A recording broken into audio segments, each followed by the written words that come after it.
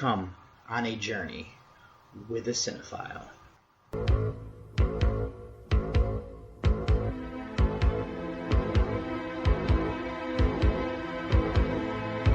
Wake up, sucker. We're thieves and we're bad guys. That's exactly what we are.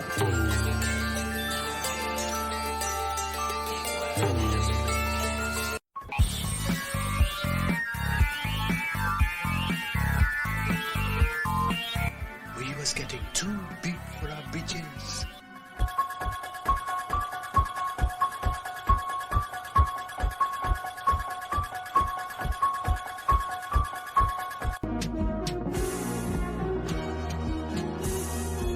What an excellent day for an exorcism.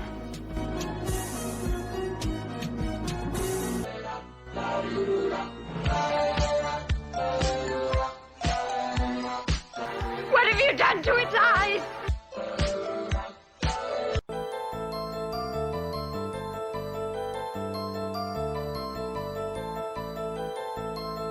I said, I'm not gonna hurt you. I'm just gonna bash your brains in.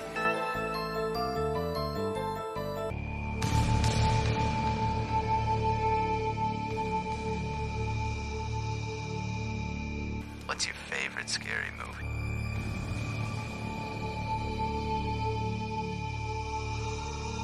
Pretty well, little brother. Pretty well. Hello and welcome, listeners, to Journey with a Cinephile, a horror movie podcast, where we take a deep dive into the world of horror cinema, from the eerie classics to the latest spine-chilling releases. Join me as I explore the history, themes, and artistry of horror one film at a time. Whether you're a seasoned horror fan or just stepping into the shadows, this journey is for you. So dim the lights, embrace the fear, and let's talk horror. And let's do that here on episode 283, which is going to be my Voyage to the Fives number 2. This is your tour guide of David Garrett Jr., who's going to be leading you on this journey. And then the two featured reviews here is going to be, I was originally going to do something else, but I decided since it hit Shudder, I'm going to do The Rule of Jenny Penn. That's going to be one I think was actually a 2024 film getting its wide release here this year. And I'm pairing that up with a movie I've been meaning to see for some time of Werewolf of London. So this one here, we actually have people's bodies changing in two different types of ways. One is going to be old age, the other one is going to be into a literal monster. And then for my mini reviews, my Voyage to the Fives rewatch is going to be Color Me Blood Red. Right? I've watched that one a few years ago, giving it a rewatch here. I also gave a watch on my Blu-ray copy of Nosferatu from 1922. And then I gave a rewatch to a 2025 wide release here of The Damned. I also have 3 episodes here for you of Agatha All Along. And then I also have a book to be reviewing here of Deadly Dolls. So before I get into those mini reviews, let me get you over and to do my Monthly review. And this is going to be here for March 2025. So for this month here, I actually have watched 32 total films. And how does that compare with other months here? This is actually going to be the lowest I've done since back in 2021, where I did 31. The highest I ever did was a year before that of 45. So I've watched 295 films in the months of March, and then I watched 27 horror films, which is actually going to be one on the lower ends as well. The lowest I've ever done would have been 2021. I did 23. So 27, though, was tied with 2019, 2020. And then the highest I ever did would have been last year at 33. And then I watched 9 new horror movies in the month that were wide released here in that specific year. This is going to be my second highest that I've ever done, right behind last year at 13. The lowest would have been 2021, where I did 3. And so then I've watched 213 horror films in the months of March. I've watched 56 new releases in that month. And then I watched 84.83% is going to be in horror, which is actually going to be the highest I've ever done. The lowest would have been back in 2019, where I only did 60%. Last year I did 76.74%. And that's kind of around, the next highest would have been 2020 at 81.82%. But in the months of March, I watched 72.76% of them being horror. So all the horror movies that I watched in the month of March were going to be Children of the Corn 2009, The Dead Thing, Machiste in Hell, Bride of the Monster, Hour of the Wolf, Butcher's Bluff, Leprechaun Origins, Dark Match, Abbott and Costello Meet the Mummy, Uncontained, Revenge of the Boogeyman, Control Freak, Wolf Blood, Day the World Ended, Monster Madness, The Golden Age of the Horror Film, Livestream, Deathbed. I watched Mad Love twice, once just regular, once with the commentary. The Gorge, Repulsion, Baby Oopsie 3, Burn Baby Burn, A Nightmare on Elm Street, The Dream Child, Boggy Creek Monster, Lips of Blood, The Rule of Jenny Penn, and Werewolf of London. So then the countries that are represented here are going to be United States, Italy, Sweden, Canada, United Kingdom, France, and New Zealand, which is 7. And then the 2025 watches I had are going to be The Dead Thing, Butcher's Bluff, Dark Match, Uncontained, Revenge of the Boogeyman, Control Freak, Livestream, The Gorge, and The Rule of Jenny Penn. Now, the oldest watch, both of them are from 1925 with Machiste in Hell and Wolf Blood. Then the average year is 1992. So for this one here, this is actually the lowest I've ever done. Last year was 1993. The highest would have been 2019 at 2002. The average year across the board is 1996 for all of the months of March. And then the highest rated I've watched would have been Repulsion, which was, I believe, was on last episode, 8.5. I gave that one. The lowest, I think, was also on that episode of Deathbed, it was the episode before that, was Deathbed at a 4. And then the average rating is a 6.6, which is the lowest by far. The closest would have been in 2022, where I did 7, like across the board here. The highest rating would have been 2019, where I did a 7.6. The average across all of Marches, though, are 7.2. I didn't watch anything for any other feeds or anything like that, but for the 2025 watches, I'm at 23, which on pace would have been 16.6, so I'm ahead of the game there. Horror movies, I should be at 91.2. I've watched 83. That would be to get to 365. And then for total films, if I want to get to 500, I need to be at 125.1. I'm 14 back there of 111. Now, the average year is actually right on pace with my average year across the board, is both at 1998. Now, my average rating across everything that I've ever watched is a 7.3. I'm at a 6.8 for this year, so this is the lowest. Kind of see what happens here as I keep watching more stuff. And then the percentage of horror is 79.44%. For this year, I'm at just below 75% at 75.77%. It's kind of interesting there is that this year is currently bringing it down. We'll see what happens once I start to get into, the months of like October, where I watch a ton of horror films and everything like that. So that could definitely sway some things. All right, so let's do some stats here, and I'm going to originally here do the stats that Letterboxd gives to me for my March 2025 stuff here. Let's see here. There's a few years here where I've had a few things that I've watched. 2024, I did 5 films. This is some stuff that is actually wide released here in this year, but I watched Dark Match, The Dead Thing, and The Rule of Jenny Penn. 2025, I had Uncontained, Livestream, Revenge of the Boogeyman, The Gorge, and Control Freak. 1955 appeared 3 times with Day the World Ended, Abbott and Costello, Meet the Mummy, and Bride of the Monster. And then 2002 had 1 horror movie in it, which was Deathbed, and then Dead in the Water was also there, and I watched Sniper 2, but those other 2 aren't necessarily horror, but they definitely kind of have some horrific stuff. Then the other genres that I've watched are thriller, drama, sci-fi, romance, action, comedy, fantasy, crime, documentary. USA was really the only thing that I watched multiple movies from. The top-rated themes and nano-genres are horror, the undead, monster, classics. I had 8 films and then a bunch of stuff behind that. Then nano-genres, I had 3 tied at 3 films of spooky, killing, mystery, terrifying, sinister, gothic, and violence, horrific, psychology. And then just kind of strolling down here, see if there's anything. The highest average that I watched in this one across Letterboxd is going to be Hour of the Wolf, and then Leprechaun Origins was the lowest average. That would have been a 4, and then a 1.4. Most popular was Deadpool and Wolverine to 3.5. Most obscure was Revenge of the Boogeyman. Newest is Livestream, that came out March 25th, 2025.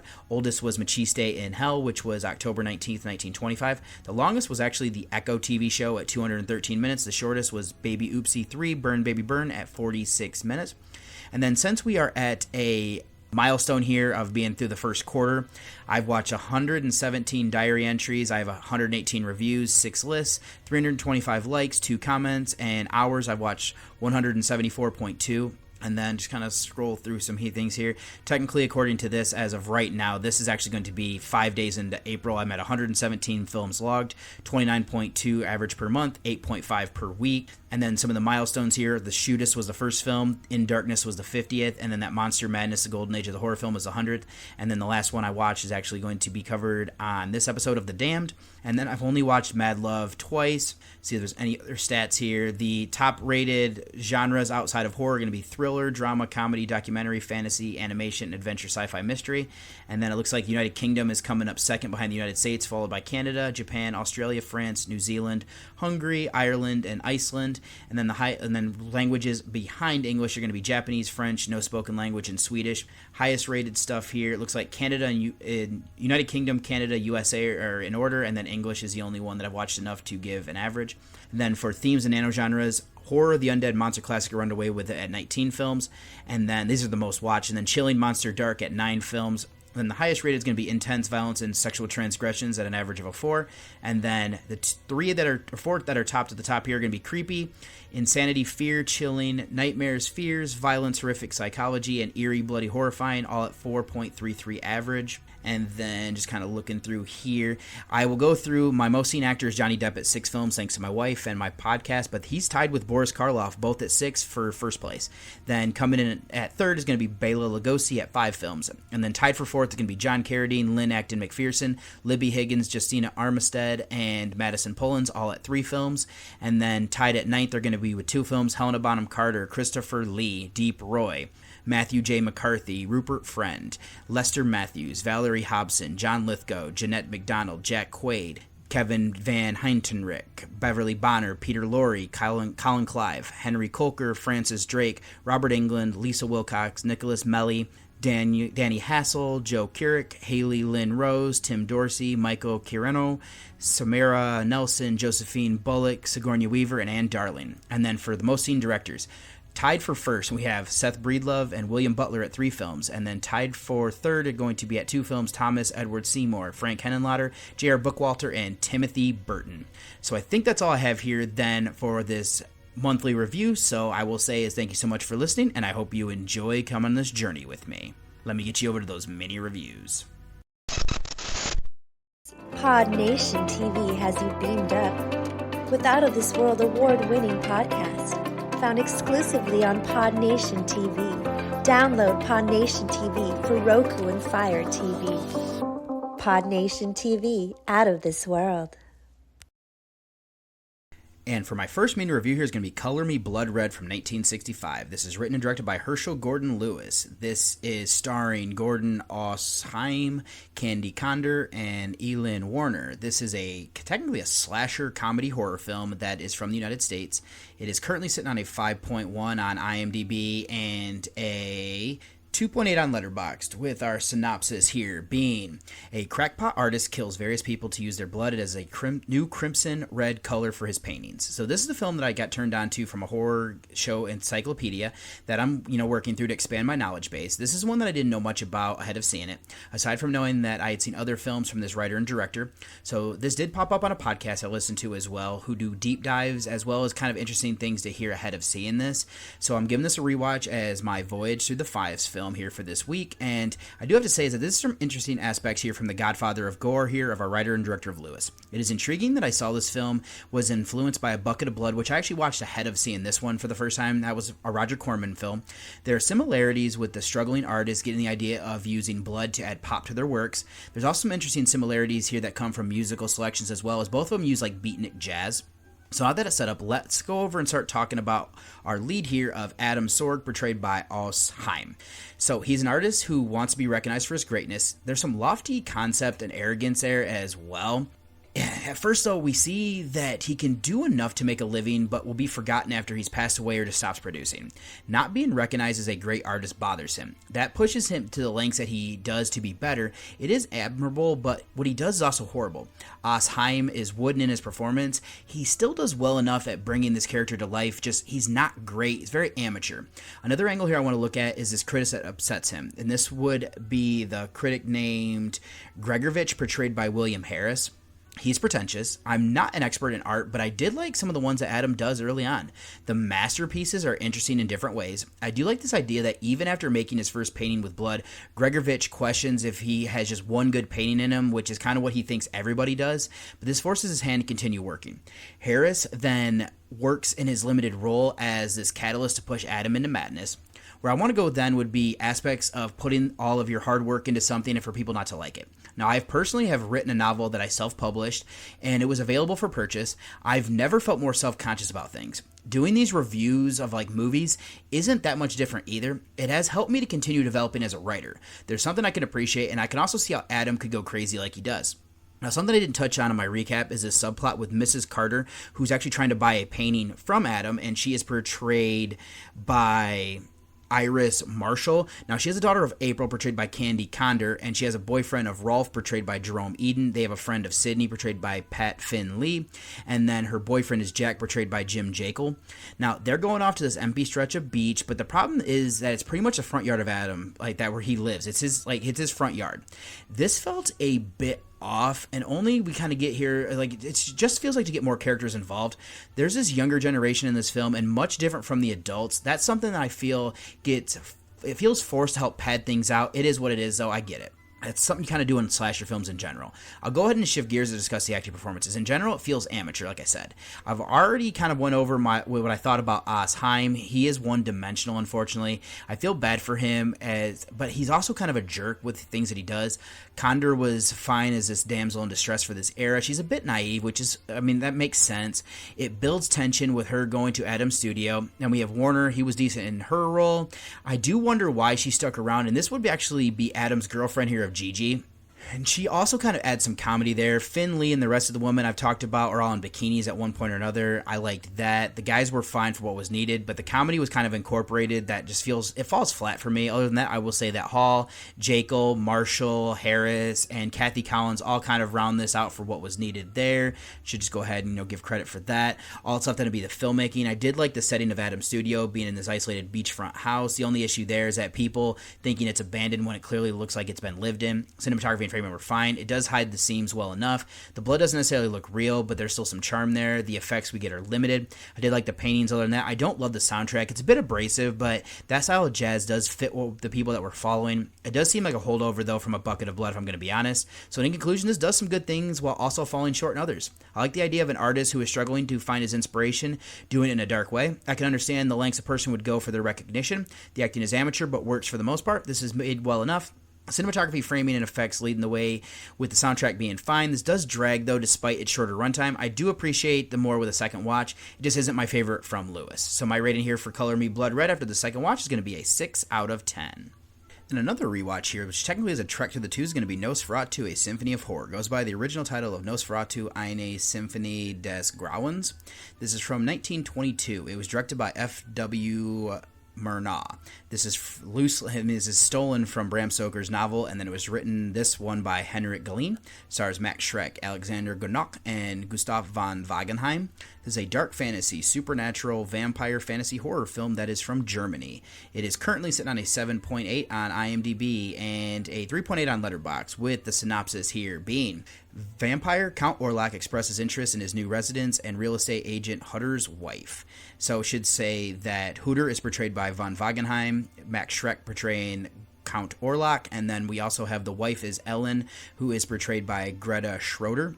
So I decided to, give this one of the most influential horror films of all time a rewatch. This is directed by Murnau. It's been analyzed and discussed for over a century, but I've decided to give it another take.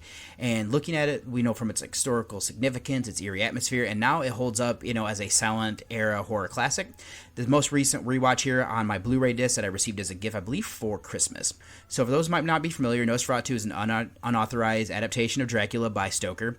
Now, the names have been changed due to avoid legal trouble. Our story follows Hutter, who is sent by his employer of Knock, portrayed by Granach, to Transylvania to conduct business with Count Orlok, and of course, turns out to be a vampire. Schreck plays as masterfully, whose grotesque and unnatural presence creates one of horror's most iconic monsters. So one of the things I love about Nosferatu is its cinematography.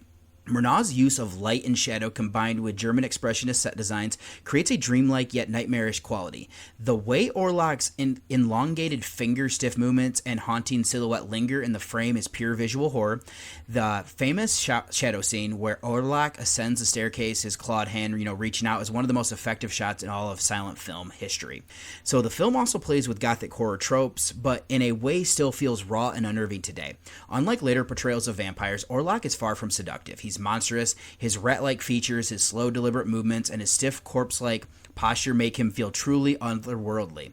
Another aspect that I love is the superstitions of the people that Hutter meets at the inn in his way to Orlok's castle. He laughs at their fears, but then in for a rude awakening. I do love that touch, but there's another thing is comparing the plague that follows Orlok and how humanity uses that as an explanation for the devastation that he leaves in his wake.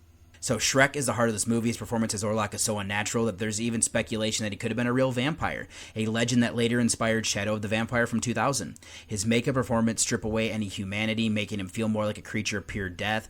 The supporting cast does well, but honestly, they're overshadowed by Shrek's presence. Van Wagenheim's Hooter is a bit over the top at times, but that fits a silent film acting style. Greta Schroeder playing Ellen, she has a tragic weight to the film, especially as she becomes the key to Orlok's downfall. So as someone who appreciates the history of horror, Nosferatu is an essential watch. While some might struggle with silent films, this is one that's visually rich and incredibly effective at creating a sense of dread. It's a masterpiece of atmosphere, and I'd argue that it still holds up today. If you haven't seen Nosferatu yet, I highly recommend this, seeking it out, as it's a good restoration, preferably with a proper score, since the right music can really elevate the experience. So my rating, though, I believe last time I was at a 9. I've come down slightly, but I still think this is a masterpiece. For Nosferatu, I give an 8.5 out of 10. One I'm going to be very brief with here is one that I actually covered earlier this year, and that's going to be The Damned. This is from technically 2024, wide release here this year. This was directed by Thorder Paulson. This was written between Jamie Hannigan and Paulson. This stars Odessa Young, Joe Cole, and Shaiben Fennerin, while also featuring Rory McCann.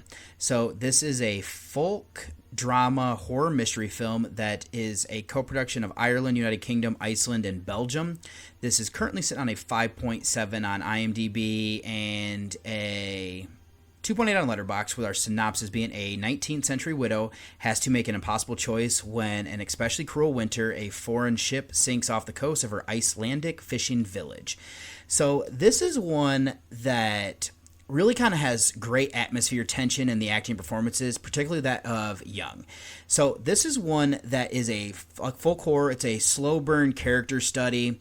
Ava, who is portrayed by Young, she's responsible for the community's boat, I believe is kind of what it is. When a ship sinks off their coast, the men want to help the survivors, but Ava and Ragnar, who's portrayed by McCann, he runs the operation. They decide that it's probably due to their lack of resources, they don't even have food themselves, that it's not a good idea. They do try to salvage some supplies from that wreckage, but when they discover the survivors, a fight breaks out and resulting in the death of a survivor, and Ragnar goes missing. The villagers, already struggling with scarcity, begin to believe that they're being haunted by a supernatural entity called the Draugr, I think that's how I might say it.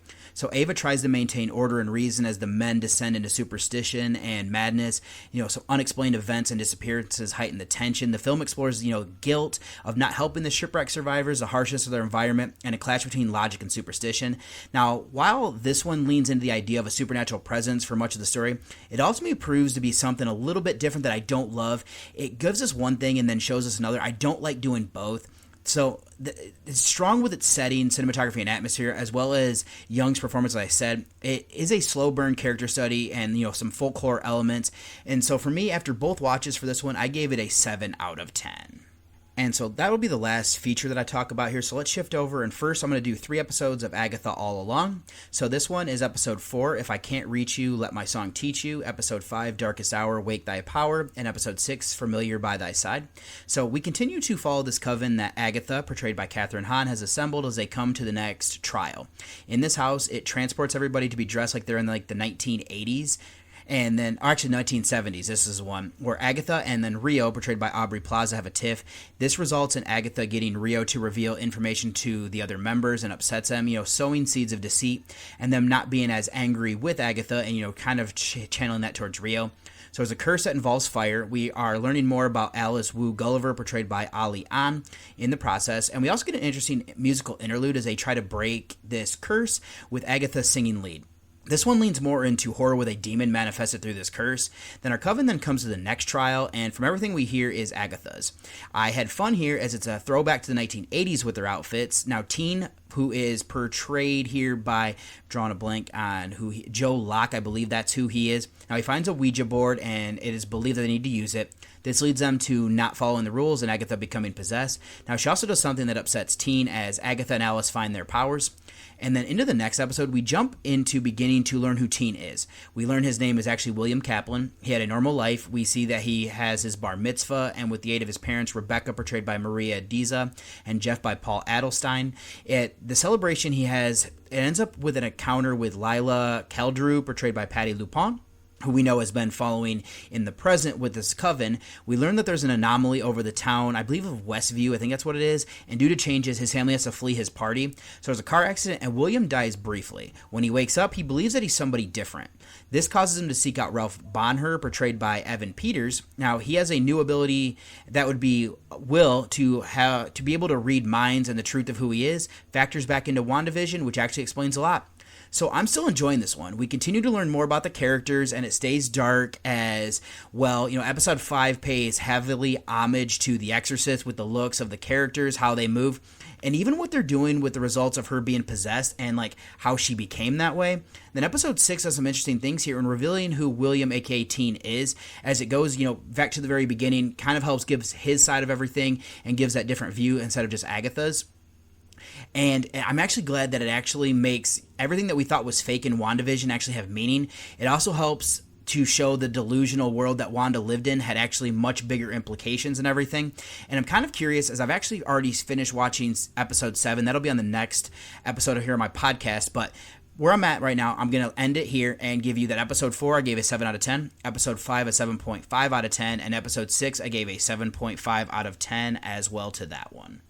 And then the last little mini review I'm going to be doing here is a book that I got the chance to read, and I'll get into who sent it over to me and everything like that. It is actually, I believe her name is Laura, and I'm actually just going to go ahead and just pivot here and pull that information up for you. As you can tell, I'm stalling for time, but the book is actually Deadly Dolls, Midnight Tales of Uncanny Playthings. So this is one that I was saying was sent over to me by, actually, no, Valerie was her name. Valerie from over at, it looks like IPG Book. She's Independent Publishers Group. She's a publicist over there, or an associate publicist. I don't really know how much of that I need to share, but this is one that is compiled by Elizabeth Darnley. This looks like it was 2024, but I know it's getting published over here in the United States, I believe, maybe. But this is the synopsis: as mannequins, automata, effigies, and dummies, dolls have haunted our imagination since ancient times, invoked throughout the years in literature and film as quintessential symbols of the uncanny. In this collection of 14 tales, harkening from 1817 to 2022, Darnley presents a sinister trope of unsettling playthings from the minds of E.T.A. Hoffman, Daphne du Maurier, Angela Carter, Agatha Christie, Robert Eichmann, Camilla Grudova, and more. This includes tales of possessed puppets, artificial suitors, and figures that blur the lines between human and doll. Fresh nightmares await when the doors of the doll's house swing open and its denizens come out to play. So since we're doing with so many stories, I'm just going to kind of do a general overview of my thoughts, and there were things here that sucked me in, and you know, where it would take me. It is broken into 6 sections. There's dancing dolls, troublesome toys, doll lovers, possessing puppets, fashion dolls, and dolls' houses. It is impressive to not only compile this many stories ranging over these years, but also be able to separate them into groupings like this. It was something that I wanted to give credit to Darnley for doing. I can't even imagine the number of stories that didn't make the anthology. It's also great to read from some of the writers that I've known over the years, like du Maurier and Christie, having seen movies that are adapted from their works. Something else that stood out here was a story that is The Doll by Vernon Lee. This was, I believe, the loose concept of the puppet film Magic. This one, the story leans more into supernatural, and that stood out to me. That's not to say this also doesn't work well overall. You know, some of the writing style can be an issue for me to get into, especially if my attention is wandering in the slightest. That's not something I'm going to hold against the authors, as it's not their fault, it's more of mine. There are just ones that I like, that I've seen, that I got lost in, and I had to kind of see where things would end regardless. Not one story in here doesn't fit. I also like that there are couples here that have, you know, coupling with ideas in different ways than you would expect, or also kind of exploring ideas in a different way than you'd expect, so credit to their overall. But this is an anthology that I would recommend checking out, especially if the subject matter is something that interests you or gets under your skin. I'm seeing that this is slated to be published here in the United States on June 10th, 2025, if you are interested in seeking it out. And if you actually check out my written review, I will have what the ISBN and the ISBN 13 number will be. But my rating here for Deadly Dolls, Midnight Tales of Uncanny Playthings is going to be a 7 out of 10. I would recommend it. So that's all I have here then for mini reviews. Let me go ahead then and get you over to the trailer of my first featured review.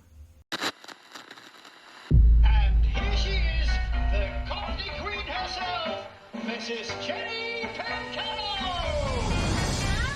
Knees up, Mother Brown! Knees up, Mother Brown! Come along, dearie, let it go! E-I-E-I-E-I-O! Ease up, don't let the breeze up! Ease up, Mother Brown! Hi!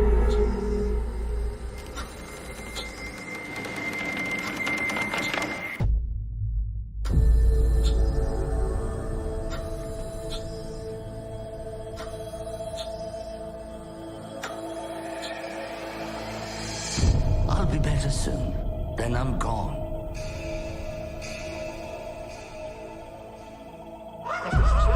Stay clear of that lot over there. They're nuts. Give them toys to play with like children.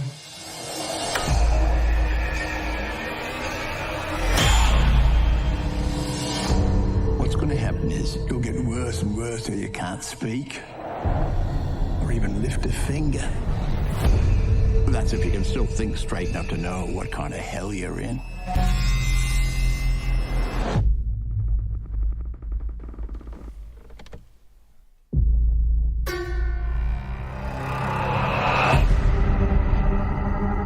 My whole life, I've been so bored. But time, it seems, has awarded me certain advantages. Be a waste not to honor that, don't you think?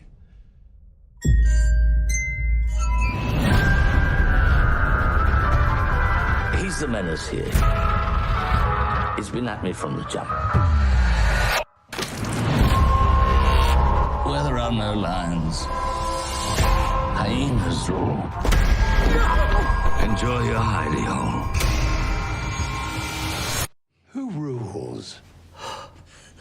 Jimmy Pin. That's right. We don't stop playing because we get old. We get old because we stop playing. Hello, Jenny Pin. Yeah. Good night, Jenny Pin.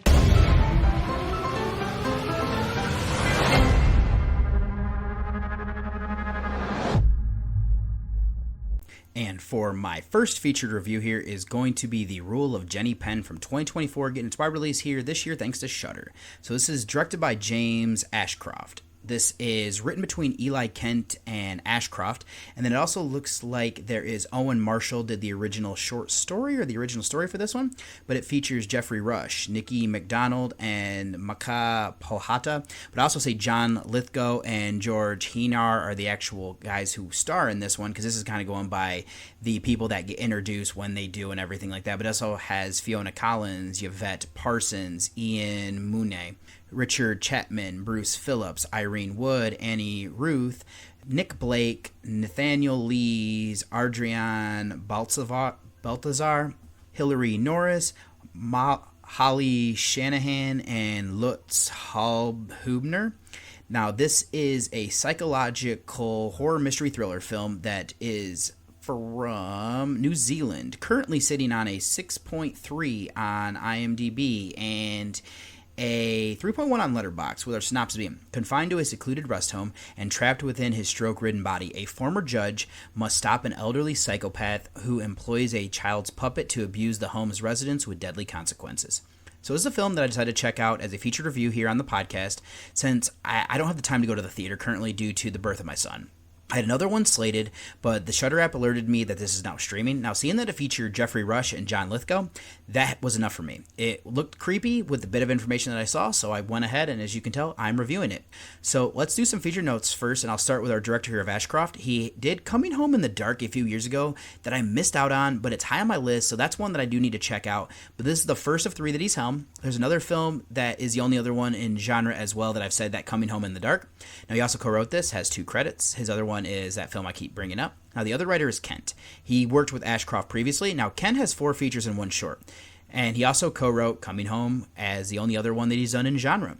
Now, our original writer here actually did the short story, and he has 2 works. The common theme here is he also wrote Coming Home as well, so Ashcroft really likes working on doing adaptations from this guy's stuff.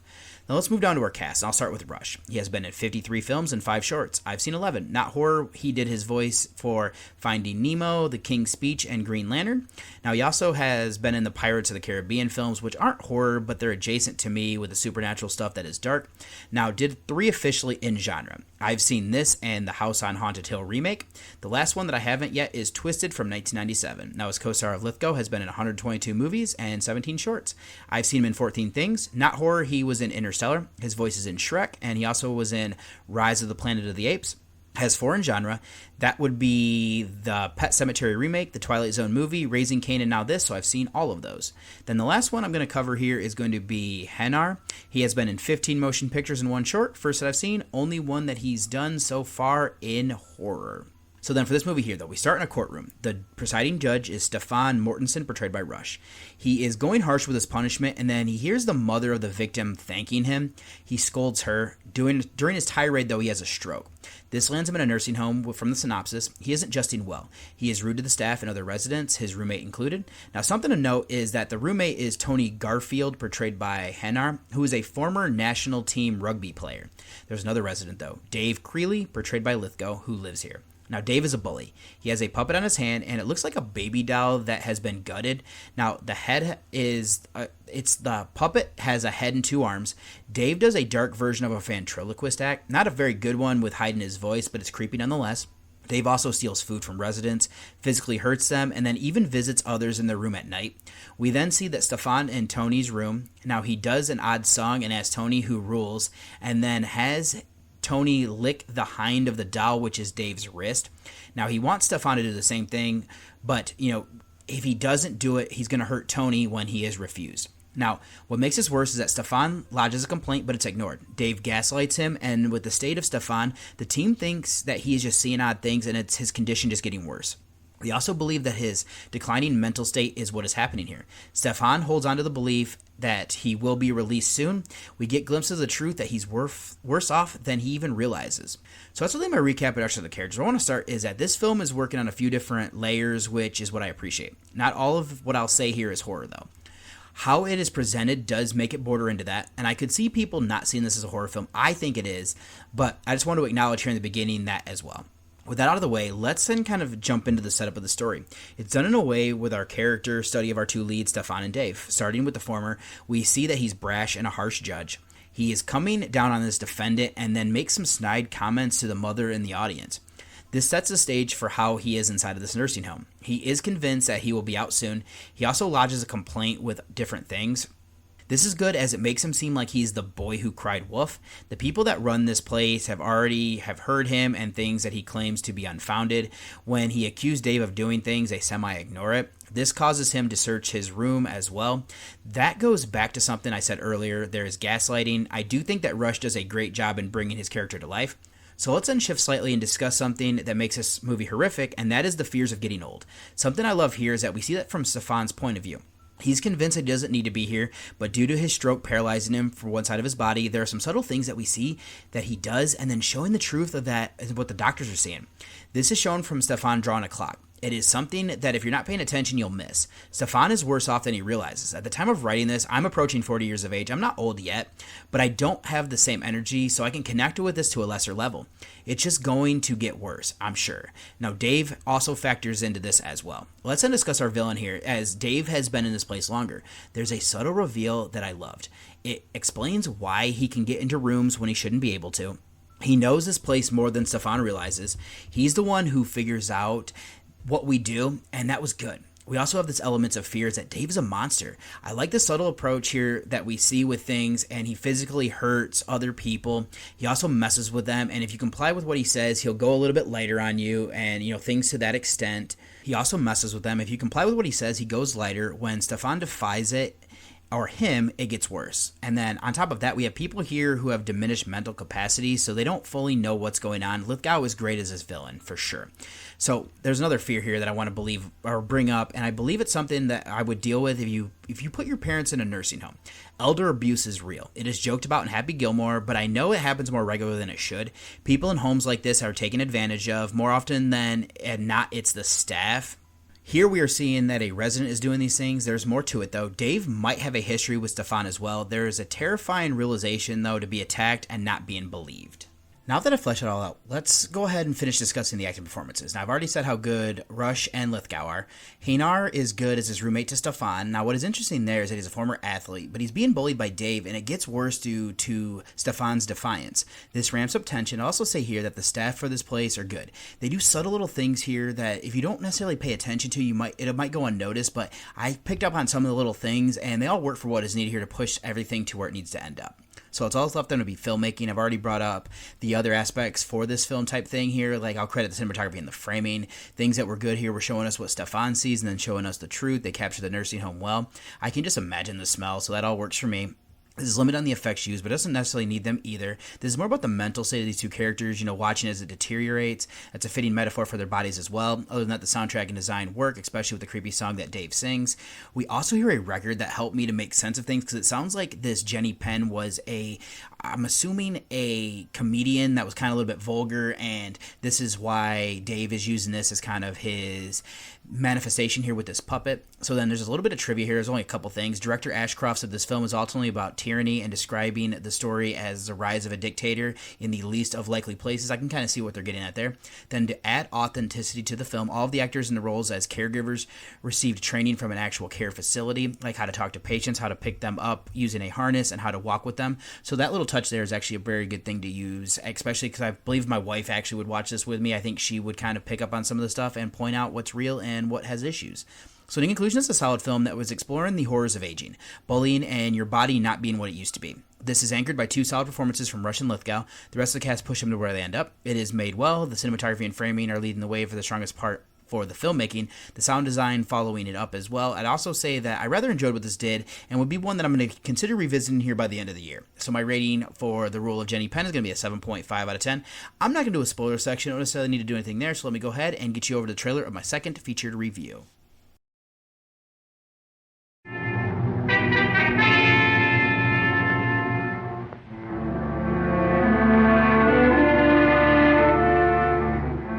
Is the only specimen of the Mariphasa plant in England. That flower is the only known antidote for werewolfery. A very interesting folk tale, but of no value to the police.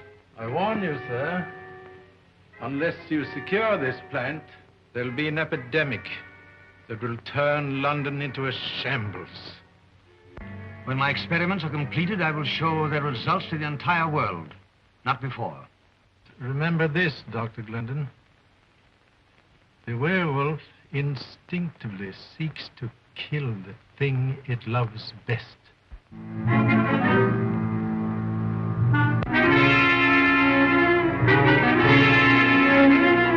You brought this on me that night in Tibet. Sorry I can't share this with you.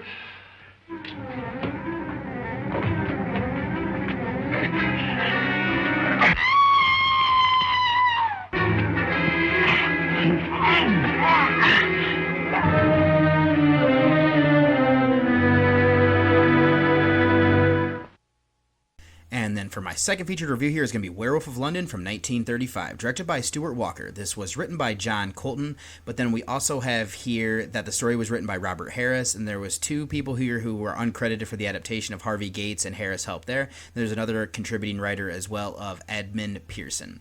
So this is starring Henry Hall, Warner Oland, and Valerie Hobson, while also featuring the likes of Lester Matthews, Lawrence Grant, Spring Byington, Clark Williams, J.M. Kerrigan, Charlotte Granville, Ethel Greffes, Zeffie Tilbury, Janine Bartlett, Reginald Barlow, Egon Brecker, Hong Chung, J. Gunnis Davis, Herbert Evans, and Ioli Gali. This is a dark fantasy, werewolf, drama, fantasy, horror film that is from the United States. It is currently sitting on a 6.3 on IMDb and a 3.0 on Letterboxd with Snops being. A strange animal attack turns a botanist into a bloodthirsty monster. So this is a film that I wasn't entirely sure when I first learned about it. It could have been one of the ones that kind of just I looked over due to being a similar title as An American Werewolf in London, which I'm guessing that later film is paying a little bit of homage to and maybe poking a little bit of fun there. But this is one that I didn't realize was a lesser seen Universal classic. I had to do a bit of searching, but I was able to find this here to do my Voyage through the Fives for this watch. And it's been one that I've been intrigued to check out for a while. Now, this is in the Horror Show Guide Encyclopedia, so I'm going to read the blurb there. And wild and woolly, semi-sci-fi, shape-shifting tale begins in Tibet, where botanist Dr. Glendon, portrayed by Hall, is bitten by a man-beast as he finds the rare Mariphas lumea lupina, which blooms only under the full moon. Back in England, the Ominous Dr. Yogam, portrayed by Oland, appears to warn of werewolfery. Lycanthropia is the medical term. Neither Jack Pierce's makeup nor the unfocused script, filled with comic relief equal to the Lon Chaney Wolfman, though the big fight scene isn't bad, and Hobson is one of the most glamorous Universal heroines. The main problem is that Glendon is such a cold protagonist that it's difficult to muster up much sympathy for his predicament. It's kind of interesting. I'll come back to that because there are some things there that I definitely agree with. But let's do some feature notes now that I got that out of the way, and I'll start with our director of Walker. This is the first of his 13 films that I've seen, the only one he did in horror. Then there are 2 assistant directors. First is Phil Carlson. He has done this role for 9 features. This is the second one that I've seen. Both of his are horror credits with this movie here and The Invisible Man Returns. Then the other is Charles S. Gould, who did 28 movies, and I've seen 8 now. Everything he's done is horror, where I'm at 8 of 9. I've seen this, Phantom of the Opera, and Murders in the Rue Morgue. The last that I haven't is Up Soon of Jungle Captive. Then to the writing room, first is going to be Colton. He has 10 credits. I've seen 3. Not Horror is Under the Capricorn, which I believe is a Hitchcock film. The other 2 are in genre with this and The Invisible Ray. Then there's this contributing writer of Pearson, who has 2 motion pictures. I've seen both with this and The Bride of Frankenstein. Then helping with the adaptation was Gates, who has 87 films and 9 shorts. I've seen 3 now. All in horror with this, The Corpse Vanishes, and Black Dragons. Then there's a 4th that he did with The Terror from 1928. Then last is Harris, who wrote the story. This is their only credit. Then to our cast. First, I'll start with Hall. He has 75 features and 4 shorts. I've seen 2. The first is out of the genre, but a Hitchcock film of Lifeboat. He has done 3 in horror, but they seem to be lost because one of them is One Exciting Night and The Last Moment, and they're both early numbered years, so definitely ones that I would have tried to seek out, but have not been able to. Now, his co-star of Oland has been in 89 movies and 6 shorts. I've seen him in 3 of his works. Not horror, he was in The Jazz Singer, like the one with Al Jolson. Now, in horror, he has 4. I've seen this, The Drums of Jeopardy, and he was in what looks like a lost film from 1920 called The Phantom Foe. Plus, he was in The Horror Show, which looks like it's got archive footage, so I'm guessing it's like a documentary or something along those lines. The last is going to be Hobson. She was in 40 works, and I've seen 3. She was in one that I consider to be a horror film of, I think, last year, of Life Returns. Other than that, I've seen her in this movie and The Bride of Frankenstein, which are the only 2 technically that she was in that are horror. Let's jump into this movie here, and let's start this off in Tibet. Now, Dr. Wilfred Glendon and Hugh Renwick, portrayed by Williams, are here searching for a rare flower. They meet a Buddhist monk who tells them about this valley where it can be found, and also warns them not to go down there. It's a place where people enter but never leave. They will still go ahead with their search for the name of it, I've already kind of said, it's the Marifaza lupina lumina. It is there that in this valley that Wilfred finds it, but he's attacked by a strange animal from the synopsis, and his arm is scarred in the process. Our duo then returns to London. Wilfred lives with his wife of Lisa, portrayed by Hobson. Now, she's part of society and hangs out with the likes of Eddie Coombs, portrayed by Byington, where Wilfred likes to be left to his own research, his own devices, things like that, but he has this large garden of rare plants, including the Venus flytrap, and I think he has other ones that are also ones that eat insects and, kind of like, vampiric. It is around this time that we meet Paul Ames, portrayed by Matthews, and he shows up. He was a childhood friend of Lisa. Now, things are made awkward when events are brought up from the past where he actually proposed to her, but they were quite young, so it's kind of not taken overly seriously, but Wilfred grows jealous of this history. So there's another man here who shows up, Dr. Yogami. Now, he knows about Wilfred's trip and inquires about the specimen of flower that he brought home. Wilfred is intrigued about this strange doctor, how he knows about it, but refuses to allow him to help with his experiments to make it bloom. This is a struggle currently that Dr. Yogami also comes with a warning. The evenings of the full moon will result in Wilfred becoming a werewolf, and if he doesn't heed this warning, though, and this flower has a way of preventing that, so these two kind of have to come to an agreement here. That is until he sees a change come over him that Wilfred changes his mind. He is working with his assistant and uses a device to try to simulate moonlight. Wilfred's arms changes, though, underneath the moonlight. He needs to use a flower, like Dr. Yogami said. There is a party coming up that Lisa wants her husband to join her at. He starts to change and wants her to leave before he becomes violent. We see that someone has taken 2 bulbs of this flower that are blooming. Wilfred goes to get them to prevent his change, but they're gone. Now, part of the warning was that he would attack those he cares about most, but leads to this beast form of Wilfred going to the party where his wife is, making sense there. So that's really my recap and introduction of the characters. Where I want to start then is by saying I'm shocked that this doesn't get more love. It seems like this one starts with lore that could be continued to be used. It is expanded more in The Wolfman, but it seems like this one was the first to incorporate the idea of the full moon. This is just an observation, as I'll end this section here by saying that I enjoyed what this is doing, for the most part. Now that I've set up, what makes me wonder is if Gary Brandner saw this ahead of penning his trilogy of novels for The Howling. Again, I bet other werewolf films and lore were also influencing it, but this is one where it bases a creature in Tibet, where Bradner had his in Australia. There are two different places, obviously, but we kind of have here those isolated locations. I've seen Tibet, which is where the Himalayas are, where we usually kind of get like Yeti or Sasquatch creatures. I love this idea that we get this rare flower that grows due to the isolation. Its properties affect the werewolf, so that correlation also works. It's kind of like a different take on like using like wolf's bane. I like the setup where two people from the modern world travel to this remote location, get attacked, and then bring the curse back home. So let's shift gears here and share a nitpick. The moon doesn't produce its own light. It is light that's reflected from the sun, so moonlight having the power to do anything doesn't truly make sense. I'm not going to be a stickler, as there could be more to this. Then to move away from that, I do find it interesting that we're getting an odd variation of the mad scientist film here. Wilfred becomes cursed due to this trip looking for this flower. His research is then to get it to bloom, which changes it to trying to find a cure. I still like playing with these concepts to do something different. His research does cause friction with his marriage as he focuses more on that instead of doing, things with his social life and, with his wife. This drives her into the arms of a man who truly cares about her. In Wilfred's defense, after his return from the Tibet, he is cursed and needs to find a cure before it's too late. So now on the other side here, we have this character of Dr. Yogami. I don't want to call him a villain. He is hiding a secret, and he reveals information to Wilfred, so he is an expert. His secret was obvious from the knowledge of the flower. Now, his reason that Wilfred is in this state, but there's also this fault of the character for his search for this flower. Dr. Yogami gives a warning that isn't heeded, and then he does something that makes him a villain by stealing these bulbs, or at least that's what I'm assuming did it. He's not doing it to harm others. It makes him a gray character because he's doing it to save himself. That's something I appreciated with the depth of the writing for this character. Olan does well in bringing it to life.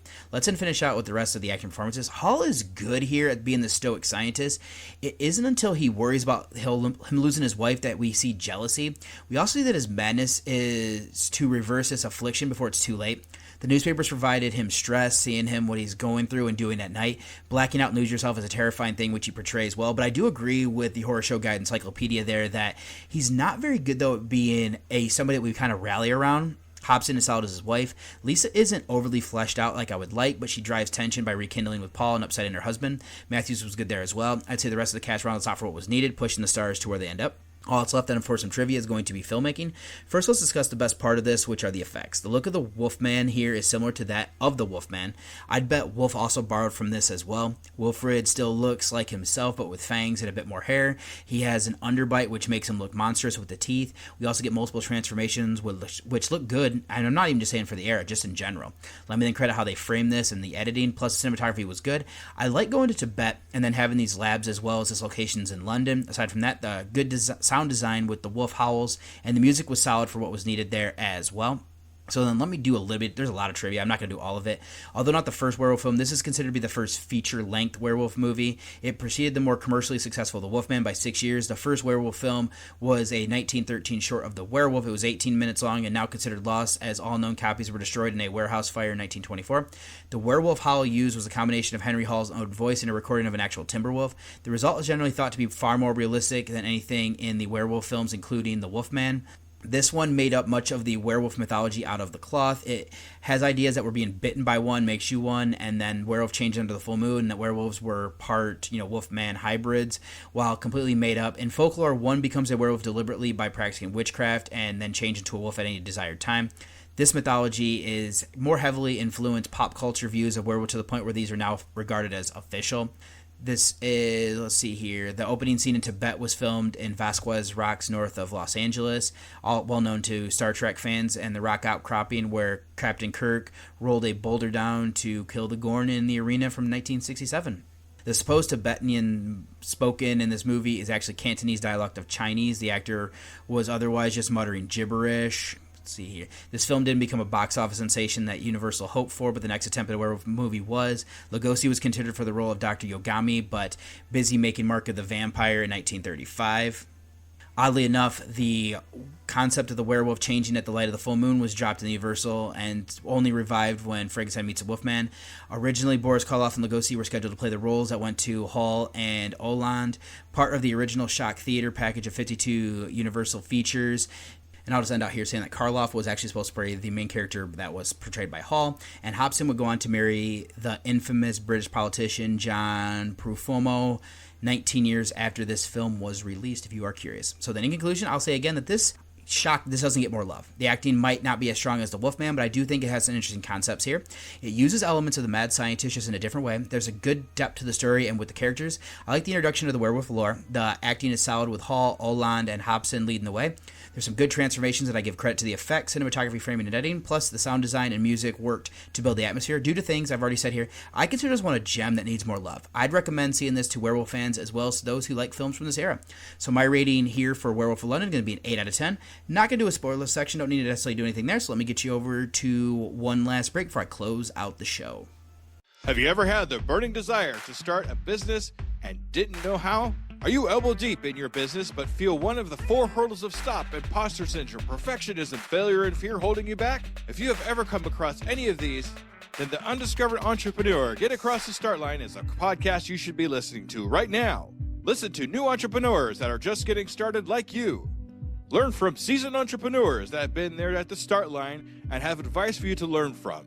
This will be your first stop in your entrepreneur adventure. Join your host, Scoob, as we take you through the 4 hurdles of stop, find your zone of genius, and get you across the start line. Start your entrepreneur adventure right now on the Undiscovered Entrepreneur Get Across the Start Line. Available on all major platforms, or go to stan.store/Scoob. Go to stan.store/SKOOB. Let's get across the start line together. And welcome back one last time here, and just to kind of go through my social medias and stuff, if you'd like to send me an email, you can send that at journeywithacinephile@gmail.com. You can send me any sort of feedback, or if you have any questions or anything, go ahead and shoot them there, and I'll get back to you as soon as I can. Or if you want to send me any screener links or anything like that, anything podcast related, you can send it via that way. If you'd like to read any of the written reviews, I'll direct you to Reviews of the Dead, and that's horrorreview.webnode.com. If you'd like to become friends with me on Facebook, I'm David Michigan Garrett Jr. On Twitter, I'm Buckeye from Mish. Letterboxd, I'm David OSU. On Instagram, I'm David OSU87. On Threads, I'm David OSU87. And then Journey with a Cinephile has its own Instagram at Journey with a Cinephile, all one word. Now, all of these ones I will be sharing like my ratings on, whatnot. I know for Letterboxd, all of the reviews are going to be for horror and non-horror alike. Instagram, I will be sharing over there is my different like posters and everything for things that I'm reviewing. My personal account, you might see some personal pictures every now and then if I can remember to take them. And then, kind of same thing for Threads. And then Journey with a Cinephile is going to be more of just kind of posting podcast-related different stuff over there. And I'll also direct you to the Nightclub Discord channel, as I have a little section over there where we have some good conversations. I post all of my reviews and any new podcast episodes or some of the things I'm watching when I actually have time to post that. So keep an eye out over there, and I'll have the link for that and everything else in the show notes there.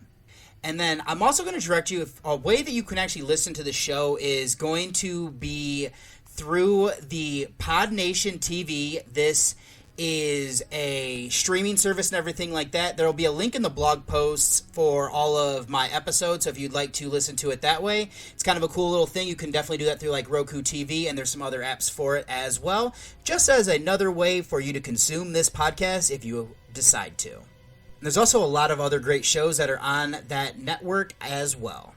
And for my next episode here is going to be episode 283, which is going to be my Voyage Through the Fives episode number 2. Now, the 2 featured reviews, I actually had one that I was going to do a different one, but I decided to pivot, and then I'll get into that here in a second. But it is going to be Mark of the Vampires, actually. That's not the one I was talking about. That's from 1935. I found a copy of this one. Checking that one out, I'm actually halfway through it there. But then the other one is going to be, I found Opus streaming. Don't really necessarily want to get into how or where. I don't necessarily know enough about it, but I heard this is a horror movie, so those are going to be the 2 featured reviews. I'll figure out what the through line will be there. Then the Voyage to the Fives rewatch is going to be Curse of the Fly. Then I'm going to give a rewatch to Bird Eater. This is one that I saw earlier in the theater this year. This one's a 2025 wide release. I don't necessarily remember if it's horror much, and I kind of wanted to just see where I sat with it a second time around, so that'll be the other one. And then I'll also have some mini reviews for you that I'll fill in as I go. So I don't think there's anything else I need to say here for this outro except that wraps up this episode of Journey with a Cinephile, a horror movie podcast. Thank you for joining me on this exploration of horror cinema. If you enjoyed the show, be sure to subscribe, leave a review, and follow along for more deep dives into the macabre. Until next time, keep watching horror, and remember, fear is just a frame away. It had been a wonderful evening, and what I needed now to give it the perfect ending